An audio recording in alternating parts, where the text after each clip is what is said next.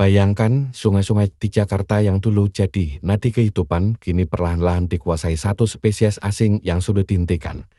Bukan sampah, bukan limbah, tapi ikan sapu-sapu. Populasinya meledak, mendominasi dasar sungai seperti Ciliwung, dan menimbulkan keresahan baru. Ini bukan sekedar fenomena alam biasa, tapi invasi biologis yang nyata di depan mata. Faktanya, ikan sapu-sapu memiliki kemampuan reproduksi yang luar biasa agresif. Satu betina mampu menghasilkan hingga puluhan ribu telur dengan tingkat kelangsungan hidup yang sangat tinggi karena dijaga langsung oleh induknya. Di Jakarta, kondisi ini diperparah karena tidak adanya predator alami yang mampu mengendalikan populasi mereka. Ditambah lagi, ikan ini bisa hidup di air tercemar, minim oksigen, bahkan kondisi ekstrim, sesuatu yang justru banyak ditemukan di sungai perkotaan seperti Jakarta. Masalahnya tidak berhenti pada jumlah.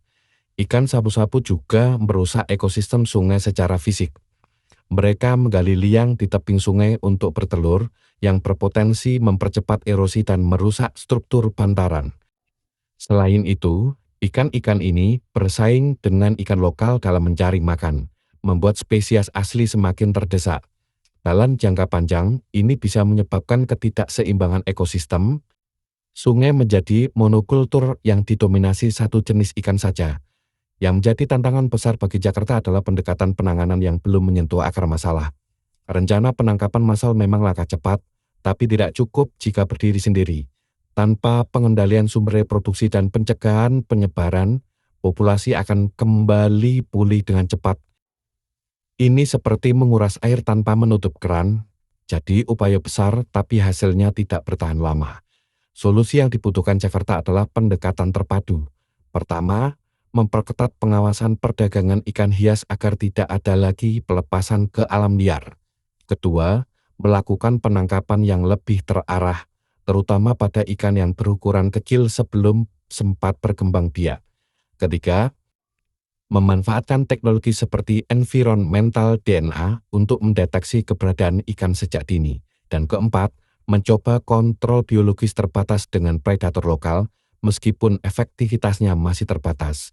Namun, kunci utamanya ada pada kolaborasi. Pemerintah tidak bisa bekerja sendiri, masyarakat harus dilibatkan, mulai dari edukasi hingga aksi langsung di lapangan. Program berbasis komunikasi bisa menjadi kekuatan besar jika dilakukan secara serentak di sepanjang aliran Sungai Jakarta. Jika tidak, invasi ini akan terus berulang. Jakarta kini berpacu dengan waktu, mengendalikan ikan sapu-sapu atau membiarkan sungainya kehilangan keseimbangan untuk jangka panjang. Upaya pemanfaatan ikan sapu-sapu juga direkomendasikan untuk mengurangi populasi, namun tidak dalam konteks untuk dikonsumsi. Tidak direkomendasikan jika berasal dari perairan tercemar, berpotensi mengandung logam berat, sehingga tidak direkomendasikan untuk dikonsumsi. Dengan pendekatan terpadu dan melibatkan berbagai pihak, pengendalian ikan sapu-sapu diharapkan dapat dilakukan lebih efektif dan berkelanjutan, sekaligus menjaga keseimbangan ekosistem perairan di Jakarta.